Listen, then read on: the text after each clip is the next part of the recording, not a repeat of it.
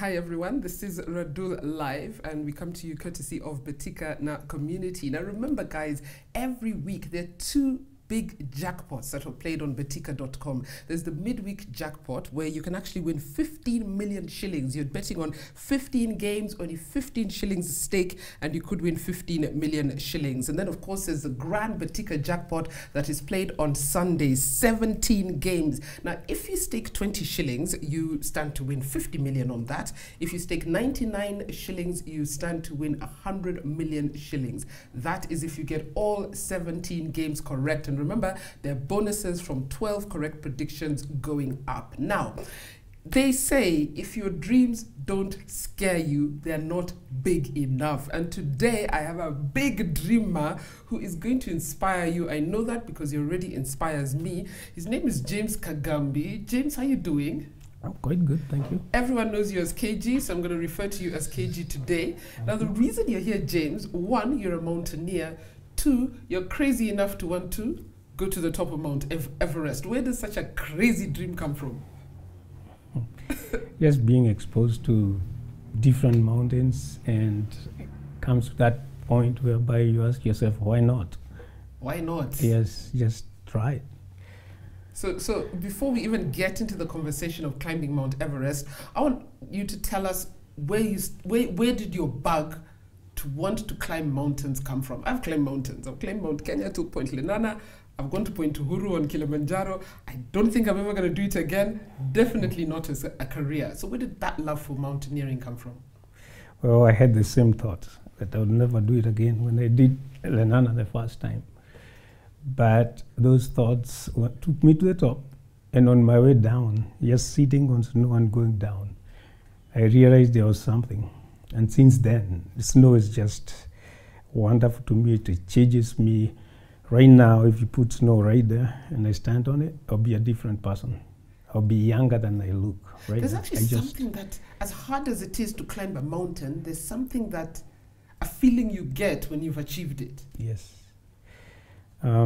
Just feel, that sense of being on top of something that very few people have been on top, seeing more than other people can see when they are down there, looking back and seeing the journey to where I got and what got me there. And the truth is, when I do that, I always think about the next time I do the same peak and how different it will be, because I can make it different. Is it different? Because that's been, I keep saying, because there's so many of my friends who've never climbed Mount Kenya, and they're like, would you do it again? And I said, possibly on a different route, because I think it will feel the same, but it feels different for you every time, despite doing it so many times? Yeah, you have to realize that sometimes I go up the mountains for many reasons. There are reasons for training people, reasons for me to summit, reasons for me accompanying others, even if I'm not training them. And every time I go, I have different people. So that atmosphere of having somebody different than who you had before changes the whole aspect of what you're doing. Because they're experiencing it for the first time. They're experiencing it for the first time. It's a different challenge because your last person had these challenges. This one has other challenges.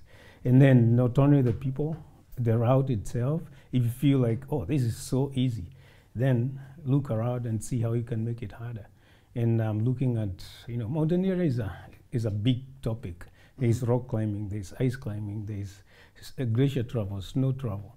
So if it's the case of rock climbing, for example, if you go to Hell's Gate, which is where I trained myself, I used one route for like 2 years. I would go up one day like 4 times. But every climb I did was different. I would make it more challenging. So, okay, I've done this. Why don't I put my hand here?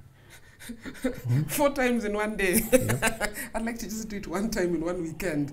How old were you when you summited your first mountain, if I can say? And by mountain, I mean a Mount Kenya, even Mount Longonot is a mountain. Actually, my first summit was when I was 23. It was Mount Kenya, Point Lenana. Yeah. And how was that experience? Well, one, I was clueless. I knew there was a mountain. I never knew that mountaineering is something that people like doing. And my journey took me through a lot of rain. I was wearing jeans, cotton t-shirt, which is the wrong thing to have on the mountain. I didn't know that I needed to drink water. I had a headache. And by the time I summited, I was like, I'll never come back here again. But on my way down, that changed. I can say it was more challenging than any other mountain I've ever done. But then after, when I went down and started going through trainings, I realized what was wrong with me, the things I did wrong. You know, sometimes you just say, oh, I'll go to the mountain. And that's why a lot of people go up and say they'll never go back again, just because they're not prepared. And now I specialize in safety and making sure people are well prepared and you have a good guide. Tell me how you have made it a career, because now it is your career. You've traveled all over the world. You've coached people in climbing and mountaineering and different aspects. Tell me about that journey of making it a career. Well, I was a teacher, a primary school teacher. But during that time, when I went to the mountain the first time, I just decided, I like traveling, but you know, as a primary teacher, you couldn't earn enough. But there is one thing I know, that I would teach for the 3 months. During holidays, I use all my money to go travel, like go to a park, go to the mountain. And my mom realized that, because when I would come back to go back to school, I would go to her begging for money for at least the first 2 weeks before I get my salary. And during that time, because of going to the mountain so many times, there was a school called North around Mount Kenya that was training people.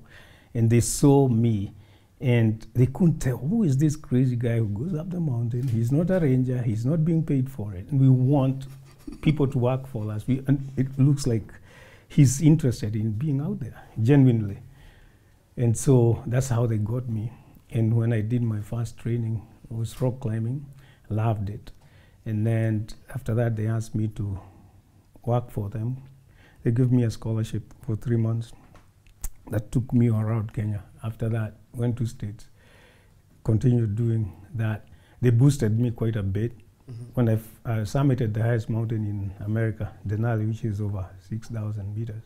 Wow. They are the ones who sponsored that. That was 1989. And so during that time, I realized that when I was a teacher earning peanuts, I would use all that money to travel. But now here's an opportunity whereby I can travel, do what I like, and be paid.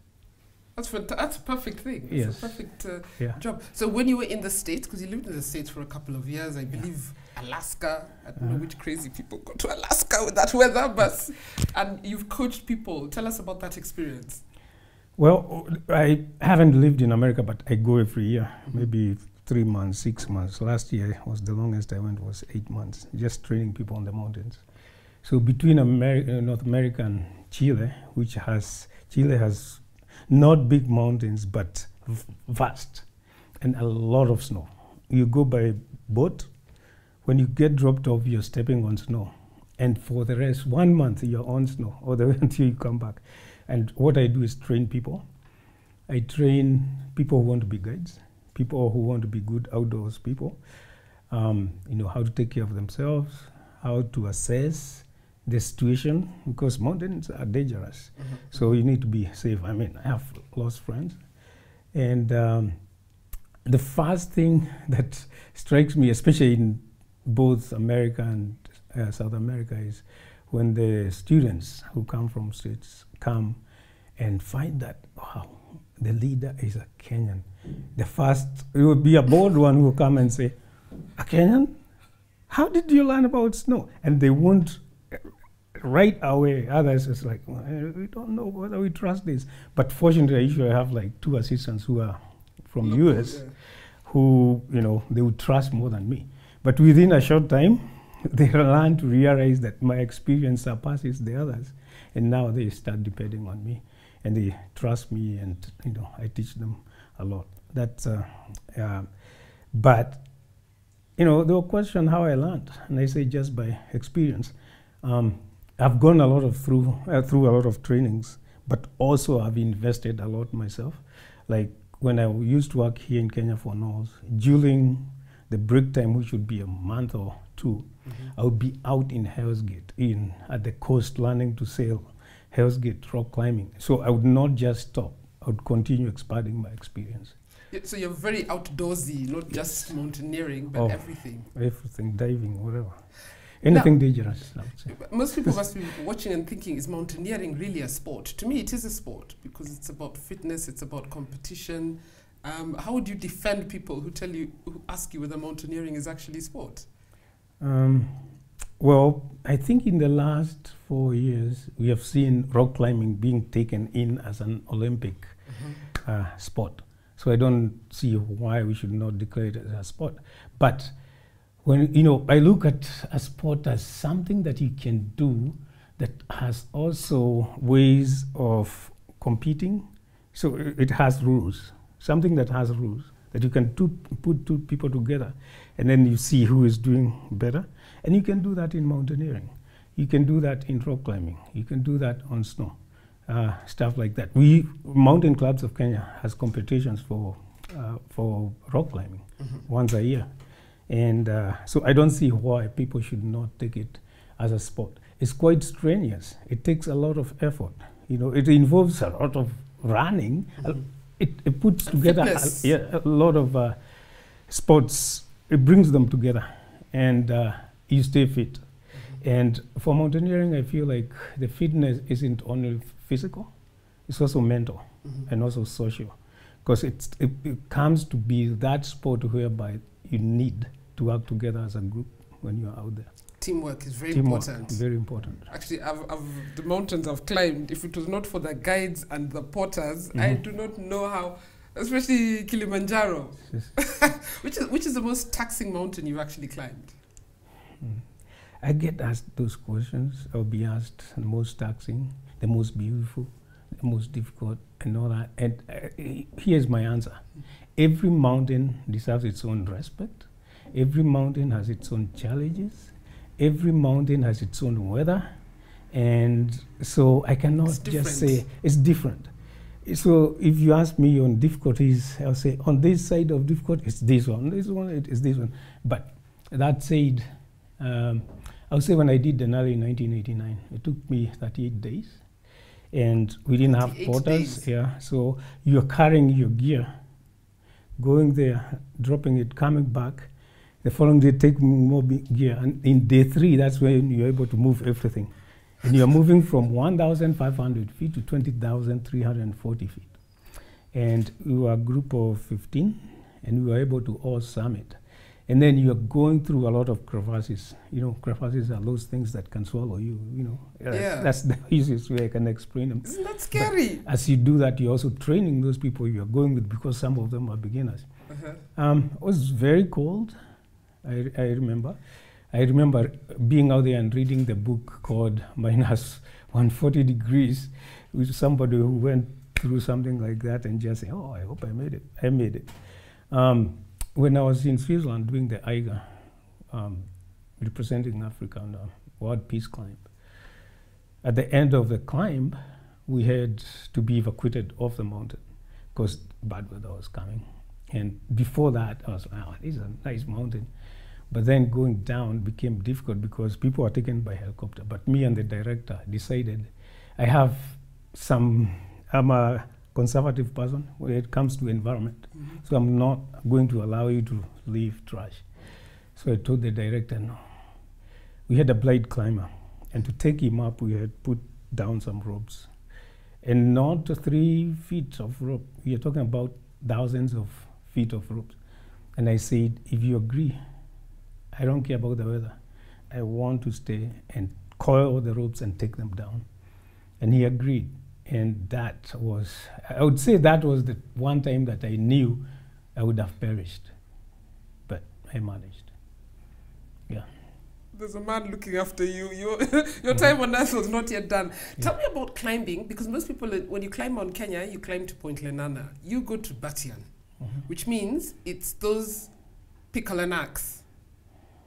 I don't know. You educate me and tell me about your experience going to Batian.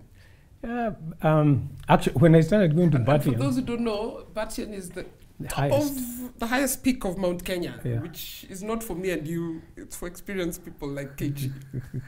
Yeah, when I started going to Batian, I was actually one of the very few Africans who do it. it saw a lot of expatriates. Those are the ones who are guiding up there. But when I came in with a force, did a lot of summits, and then people started streaming to me, take me up, take me up. Those days, Batian was, I would say, was harder than now, because it was a trad climb. You know, trad climb means you're going on rock, and then you fight snow and you fight ice. So you need to be prepared with all those. You need ice axes, you need crampons. Right now I can go up Batian without those. So it's just rock. But there are still some seasons that you can need those. To get up there, you need ropes, which are unfortunately very expensive. So climbing is not a cheap game. We'll get to the cost in just a bit. So you need to be two, so that one person is belaying the other as you go up. People have this notion of like you throw things and you hook. No, you don't do that. You actually expose yourself. So me as the guide will go ahead, climb. If I climb up to here, if I fall, I'm going to fall all the way down. But when I get something where I can put in a cam or like a stopper, of sorts. It's something that is like this. Actually, it is like that. And then when I pull down here, it goes, and then it goes in. When I let go, it goes like that. So you can pull on it. It can be this big. It will still hold you. Because like a rope will hold at least 70 pounds at a speed of about 2,000 kilometers per hour. That's a lot of weight. So, but still, I'm exposed, because if I fall, I'm going quite a bit. But if I protect well, I shouldn't. In case of Batian, that's easy because you're doing the same thing you have been doing. You know every step, you know. And I said to people, I believed, when was it? In 1991, I think. I went up to take a client up, and the client never showed. And I woke up early in the morning at 3, and I said, I'm not going back down, I'm climbing. And I ran up Batian and back down, 1.5 hours, which usually takes a whole day. Does your family and friends think you're crazy? Well, yeah, my guide, because even if I'm a guide, I still bring another guide. Try to tell me, no, you can't do it as I'm doing it. Tell me about putting the flag on our Kenya's 50th anniversary. You put the flag at the top of Mount Kenya. I was, 2013? 2013, I was, that year, I had I started in India, Himalayas, and then I came back here for a week, and I had to go to States. And before I could come back here, they asked me to go to Chile. So it was like 8 months of being out there in the mountains. But before I left here, I had written down a proposal of we should do this on Mount Kenya. KG Expedition would lead it, I'll lead it, I'll provide this and this, KWS can do this. Then I forwarded it to the warden, who would forward it to KWS, and I left and I forgot about it. And then 2 months to December, which was October, when I was on a break in Chile, the senior warden sent me a message, hey, we are trying, actually they did not tell me that your proposal, they told me, oh, we are doing this and we want you to lead. And I was like, okay, let me not go to where I started, I'll just say, fine. And this is Kenyan government. I'm in Chile, what do you think? Oh, you just need to get here. How? They didn't say anything, but I knew, and I bought a ticket early, went. They didn't buy a ticket for you? No. Bought a ticket, went to Santiago, and fortunately, the plane I took on taxiing, something happened and we had to be taken back. And we couldn't leave for a few days. And by the time we left, the president already given these guys the flag. But I came, the warden was waiting for me, and I caught up, and we went to the summit, came back down. the Wait, thing. you went to the summit and put Kenyan flag on the summit of Mount Kenya Yes. to mark 50 years of independence. Yes. That's a big thing. For me, it's a big thing. And you know the amazing thing Yeah. that people don't believe, and I did not share that? A week before flying out, we were down, I was training people in a place that no vehicles are, and some people are having classes, and I decided, oh, I want to go try fishing. And I'm walking next to a lake. Little did I know that below me, the things I was stepping on are actually exposed to water. And then I fell in. When I fell in, I found a rock and hit right there. And what I remember is I couldn't breathe. I started looking for my glasses. I found them in water, woke up, hiked back, did not talk to anybody because I couldn't speak. And the following day, we were starting to leave. And I had to carry my 25-kilo backpack. And people said, oh, help. And I said, no, I'll just do it. Just take my time, and I go. When I go to hospital, I had broken 3 ribs. So I was like, oh, now, what do I say? And I'm doing this, yes. This is a week before you have to climb to Baton. Yes. And so at the hospital, the doctor said, okay, you know, ribs, there's nothing you can do with them. All you need to do is rest. I was given 80 days of rest. And he said, if you don't rest, this could even kill you. It can last for even 3 years. I said, fine, I'll rest. Got into the plane, came here, went up. Those people who noted would know that I would have my hand here. I led all the way. And then the only thing I say, on my way back, I could not throw the rope because there's throwing the rope, I would ask other people to do it. And after the whole thing, that's when I said, and then after the climb, in a week's time, I had to go back. I had another group in Chile. Went back there, saw the doctor, and he said, wow, you've been doing so well. You're healing so quickly. I'm glad you rested. I said, yeah, sure, I did. Wow. And that has happened to me many times. I would go to a doctor and say, what have you been doing? This and this. Okay, continue doing it. You're healing well. I just climbed the mountain. That's how I was resting. Yeah, so. What? KG. Okay, guys, if you're not inspired, then there's something wrong with you because I'm so inspired. I want us to take a short break. When we come back, I want you to tell us about summiting Everest, something that has never been done by a Kenyan. I want you to tell us more about that expedition. Oops, sorry. And then, of course, where Betika comes in and how they're making it possible. So you guys don't go anywhere. You're going to be inspired even more. See you after the break.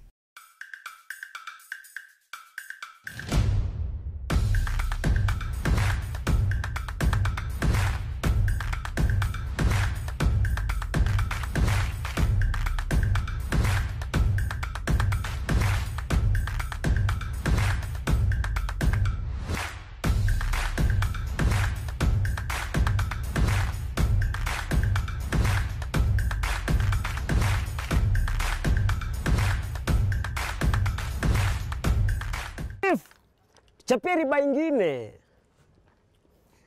Si mnanijua. Nilikuwa date na msupa na mabeste zake. Ghafla binvu, mamoro fulani wakatuchafia meza na dishi ya bure. Nikauliza, mbona siangukiangi vitu za bwerere? Msupa kanisho, ukidai za bwerere, lazima udownload Betika app. Besti yake akadai, ukidownload na ucheze na Betika app, unapata free bets. Ngoja kwanza. Free bet. Oya, kwani utambua mara ngapi? Kabisa! Ukibetika unapata more. Hii story imeletwa kwako na Betika, the official sponsors of happiness. Gambling can be addictive. Play responsibly. Not for persons under 18 years of age. This advert is authorized and regulated by the Betting Control and Licensing Board. License number BK281. Betika, jukwaa la mabingwa.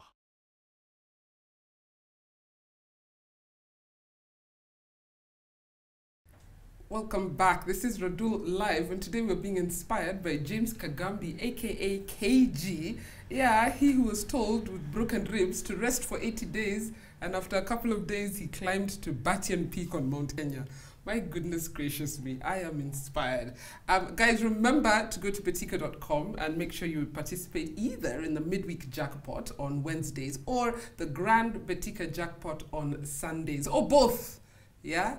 Go to betika.com, get all the information and see how you can be laughing your way to the bank. But we're talking about your experience in mountaineering, KG.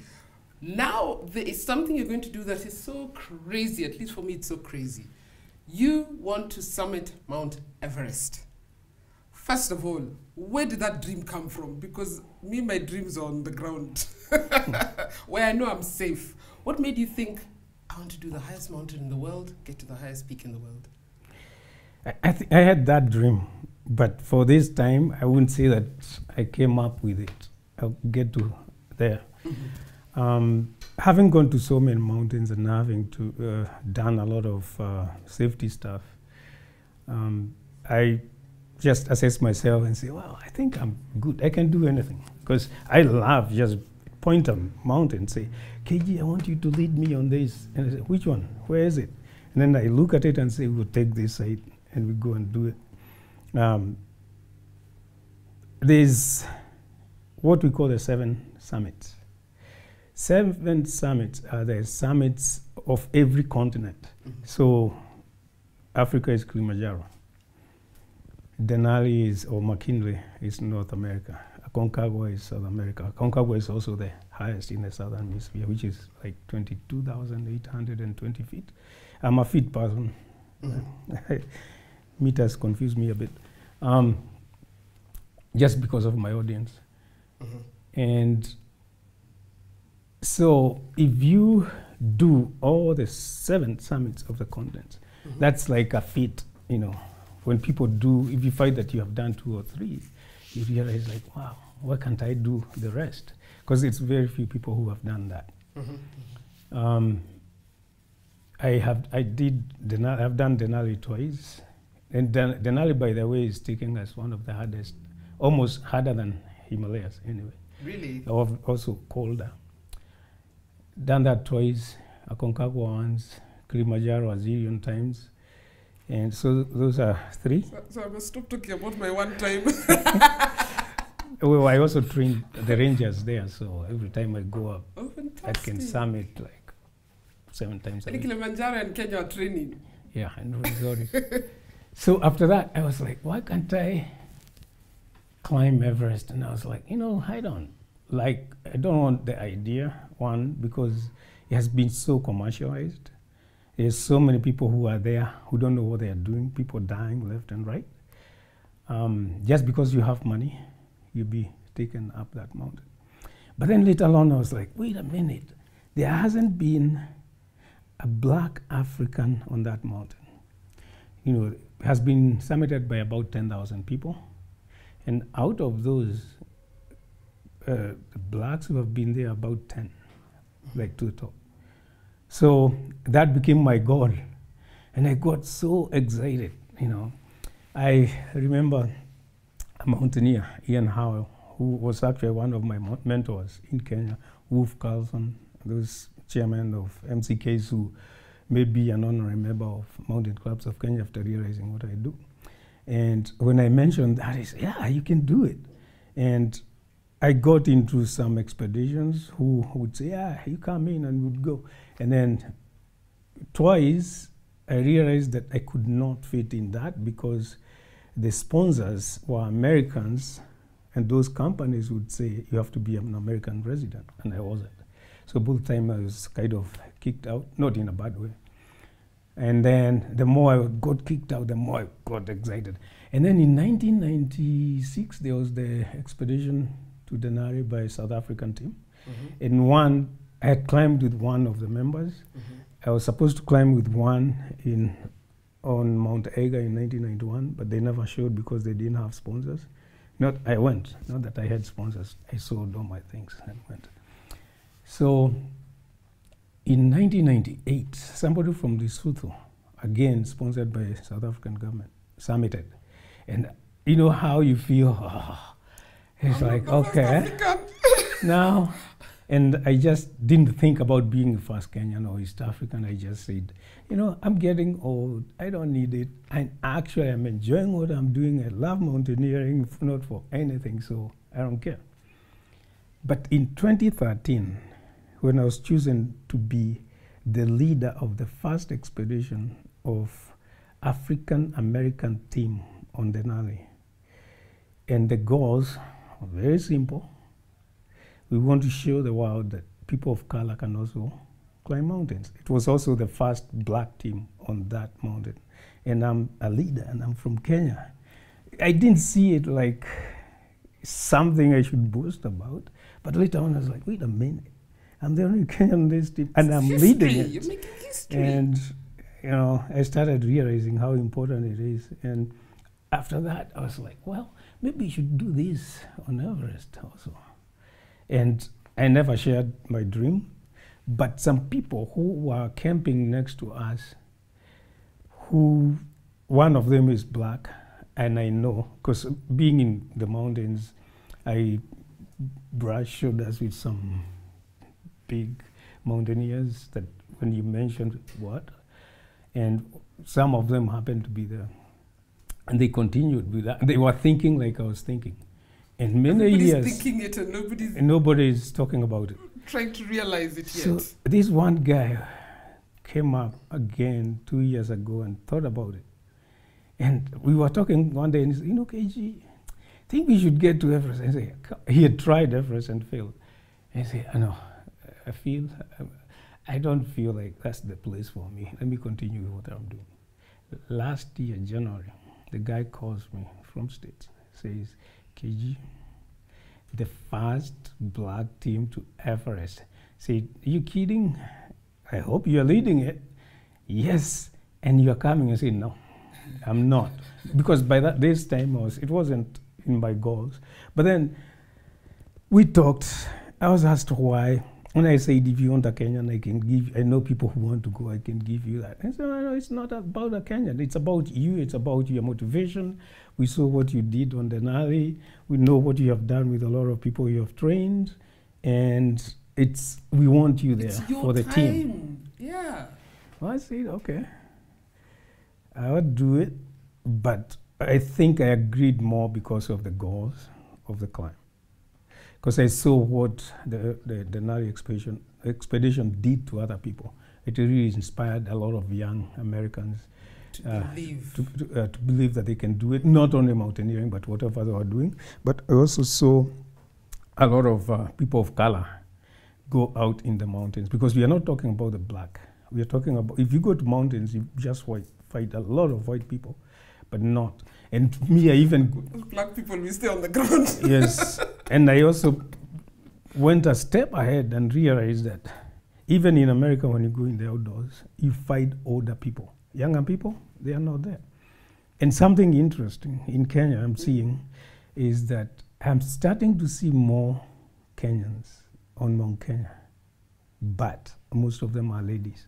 Where are the young men? I don't know. So that's a goal I would like to continue. Yeah, ladies. Like on this expedition, I have 2 ladies in Kenya who are coming to base camp. Wow. Yeah. You know, and out of their interest.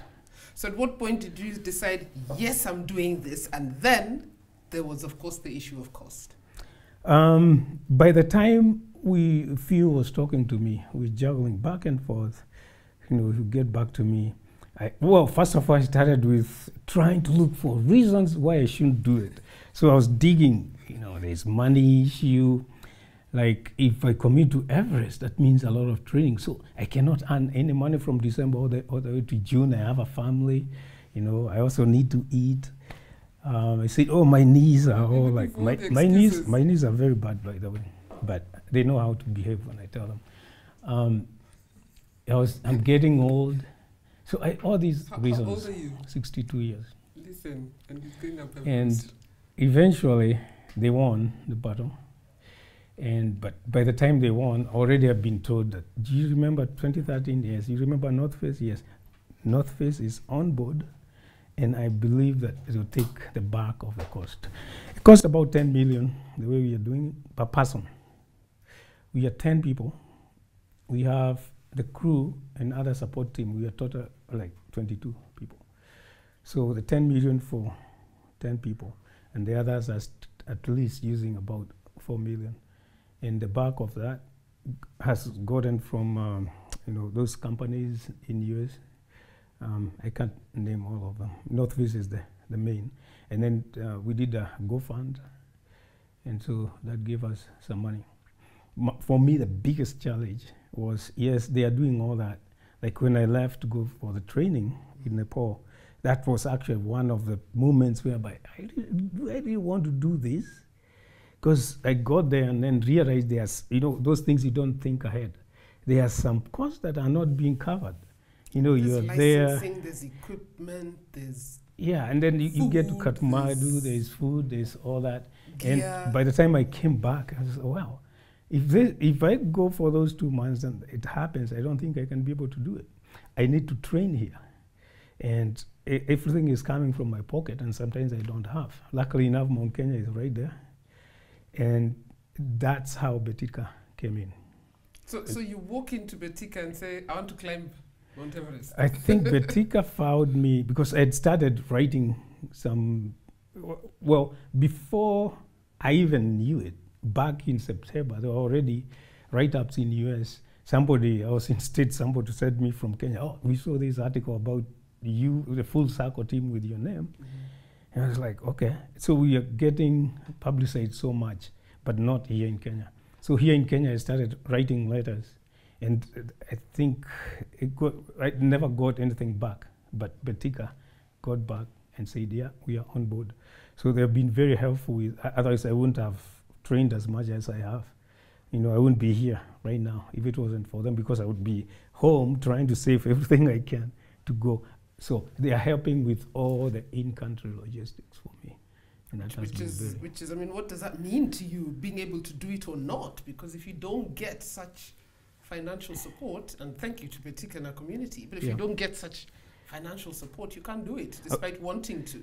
Definitely, I couldn't. It would have been difficult. Maybe I could have looked for other ways, or just do it like I did in 1991, where I sold all my things and went to Switzerland for a 2 weeks climb representing Africa. Maybe that's what I could have ended up to be. But with Betika, then I'm still safe. That I can still feed my family, and I can go out and do follow your dreams and inspire the world. Yes, man, because this means you will become the first native Kenyan to climb to the top of Everest. Yes. Are you afraid? I'm afraid for you. Are you afraid? Or you've prepared? I'd say I'm a mountaineer, a seasoned one. And unfortunately, the seasoned ones are the ones that perish anytime. But what I tell people is I train people to be safe. Mm-hmm. And I've been I don't want to say fortunate, because I know that I have worked for it. I know when I take people out there, whether it is in Chile, in the mountains where I've been hit by a storm for 3 weeks without moving, you're digging on snow and hiding to avoid death. And we come out alive because I can be able to move around and check people and tell them, we are prepared. If this happens, this is what you do. So I make sure that I check out. We have checklists, and then as things go on, you have red lights. It's not as simple as just walking up the mountain. You're going up, fighting snow. First aid skills, you must be fit, yes, must be healthy. Mm-hmm. And your eye for, let's say, snow is the worst, because if it comes down, was it 1998 or 91? I think towards 2000, where there's a big avalanche on Everest, and it killed quite a lot of people. So being able to use that eye to look at the snow, and if you can't tell, then there's something we call pit digging, whereby you assess. And you can almost tell to 95% how that snow is going to behave. And I can decide, should I continue or shouldn't I? So I put a lot of effort in that. But that said, there are other calamities that can come anytime. There could be an earthquake. In fact, that one of 1998, I think, was triggered by an earthquake. And those ones you cannot control. But when it comes to that, that can happen here, even in Nairobi. It can happen when I'm driving. So I look at the risk. Actually, I'm safer than somebody on a Kenyan road when I'm up there. So tell me about the actual climb, because my understanding is it takes about 3 months. 2 months. And you can only, about 2 months, and you can only climb in this window. There's a window around April. When do you set off? I set off on 4th. We all meet on 4th. 4th of April? Yeah, in Kathmandu. And then do the logistics. You cannot get the permit to climb until you get there and sign it. And then we head out to Lukla on 6th. And then from there we start hiking. Fortunately for us, we have already met as a team and did part of that hike. All-black team. Yes, and I'm proud that I led the teamwork. Like I had a whole day of team building, and we'll continue doing that as we go. And then it'll take us about 15 days to get to Everest Base Camp. That is about 18,000 feet above sea level. When you get there, base camp is like a town. I was just looking at Facebook. They have just finished not building, but setting up all the tents at base camp. Because all companies that have clients, they have to set sherpas there early. They prepare the place. It's on snow, make tents, and then each company will have its own dining, its own whatever, but everything is there. Whether if I want internet, everything is there. I only know as far as base camp, because I know a couple of Kenyans who've attempted and only reached base camp. Yeah. Unfortunately, there was one guy called Steve Obai I interviewed a couple of years ago. They reached base camp, but then there was an avalanche. They had to come back down. Yeah, that was his second time. That was his second attempt. Yeah. So from there is camp 1. The hardest part is from base camp to camp 1, because you need to do some training for people who are not mountaineers to be how to rope up, how to clip in, how to juma, going through the Kubu ice fall, and that is the most dangerous part. When you go to base camp, camp 1, you set up a tent. Then there's camp 2, you have another tent. Camp 3, you have another tent. So one person is having like 4 or 5 tents, because you have a permanent one in base camp. Yeah. So then when all that is ready and you're ready for training, you leave base camp and go to camp 2. Stay there for like 2 nights. Come back to base camp. And if you can even go lower and stay for... Acclimatizing. I remember doing that when climbing Mount Kenya and Kilimanjaro. You have to acclimatize. Yes, so it's important for your body. Gets used to the next level of... Yeah. So you come back... so to speak. You come back, and then the next time you move to base camp 1, you don't stop there. You go straight to camp 2 and stay there for a few days. If you feel good, you can go to camp 3 and not even stay, just visit, come back all the way to base camp again. Yeah. Yes. So you keep doing that. You keep doing that. You're doing 2 things. You're acclimatizing, but also you're waiting for that weather window of good weather where you can summit. Right now, they are saying it's around 23rd to like 28th. That is the window they are looking at. Of May? Of May. So you are waiting for that. But if you are up at camp 3 or 4 and the weather becomes good, there's usually a weather station, and there are people who are studying weather there. There are people studying people's, how do you call it? Physicality? Yeah, physical changes and other changes in the body up there. And if you agree, you can be part of that experiment. That happens in all high mountains. So you're being, like, we will be camped next to the weather station from America with National Geographic, and we know one another. So we'll be knowing how the weather is doing. So we can be told, okay, in 2 days, this is what will happen. So well, prepare yourself for that. Yes.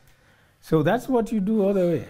And then Coming back down is easy. You can summit and come down all the way to maybe Camp 3 if you're able to. And then the following day, come to base camp, rest, and then start heading out.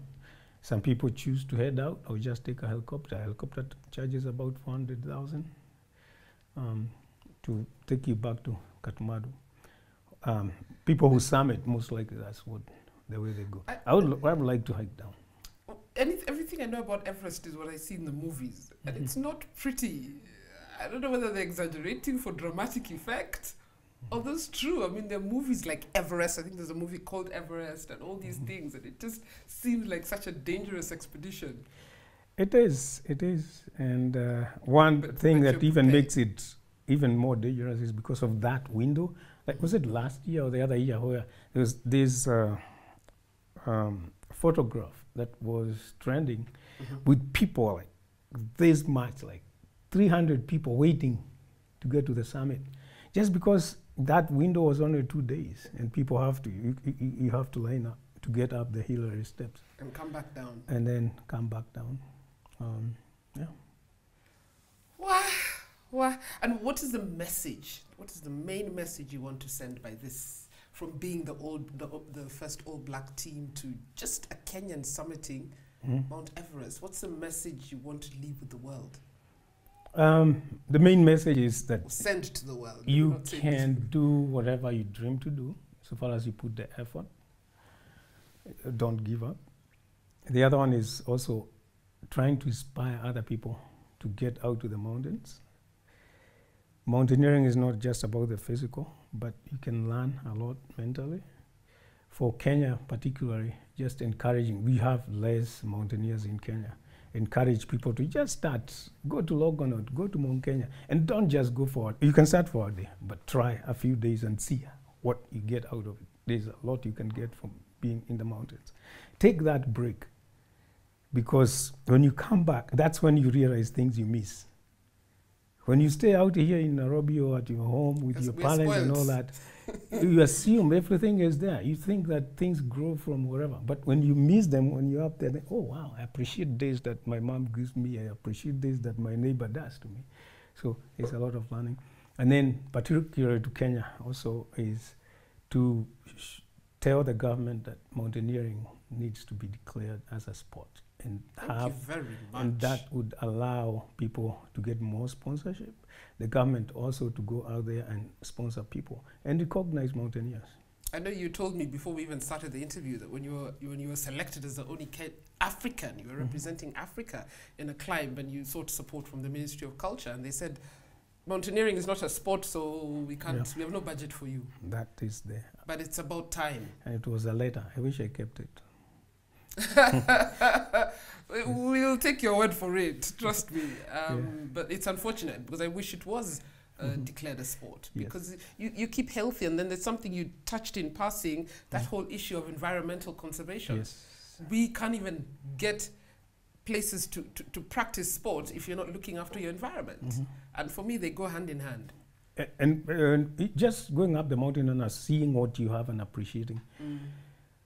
If we didn't have a barrier among Kenya, I don't think Kenya would exist. That's where we get all our water.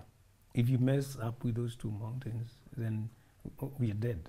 And by going up there and seeing that for yourself and recognizing it, it makes you respect mountains and respect them for what that's our mother. Those are for our their mothers. contribution to us. Yeah.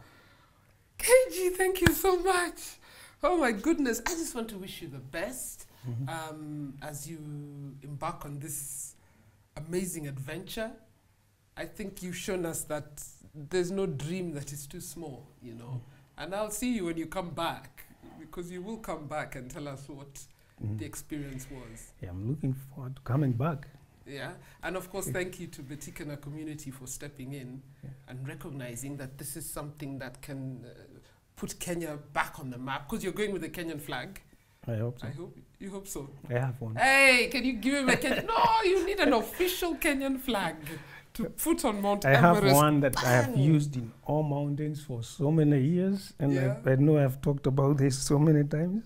And it's a flag I would never give to anybody because I bought it for 12 shillings and 50 cents Yeah. in 1991 because the district commissioner would not give me one. Yeah. And it took me 6 hours to be able to purchase that thing. So Don't tell I'm people proud of where it. it is. That's an antique. That's a yes. Wow. KG, guys, follow his journey. I'll share all your social media handles. James Kagambi Yes, please. on all the social media platforms so that we can follow your journey. I hope you'll be posting a lot. I hope you'll have time since you have Wi-Fi at base camp. This time. This time. Yeah. So he'll be posting his journey, keeping us updated. By the way, go to the Betika handles as well, where we'll keep an eye on your journey. I just think it's amazing, and I want to wish you all the best. And thank you for coming today. Do you have any parting shots you'd want to tell anyone who wants to get into mountaineering? Or anyone who wants to do anything that they think is too big for them?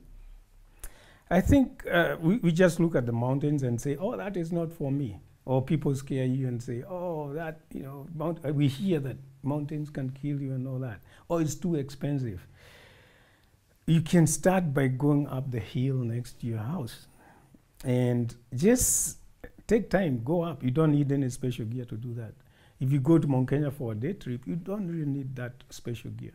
And that is what that can now inspire you into being, you know, going higher and higher. And you don't have to buy the gear. You can rent them. Like I rent Actually, gear. I rented up Yeah. Kilimanjaro. I have a whole store in Romoro. I can rent gear for even 50 people if they want. So you don't have to buy it. You can just rent. I So want to go anybody up can Mount do Kenya this. with you, and my uncle allows. I broke my ankle in December. Oh, When it sorry about allows, that. I want to come up Mount Kenya with you. Oh. When you come back from Kilimanjaro, from Everest. I'll be Thank there. you, guys. Thank you, KG. Thank you, guys, for watching Radull live. I hope you've been inspired. I hope you're going to achieve whatever your dreams are. By mountain, it could be any mountain. It could be anything in life that you feel is too far beyond your reach, but you can actually get there. So thanks for watching Radull live. We'll see you again next week. Thank you.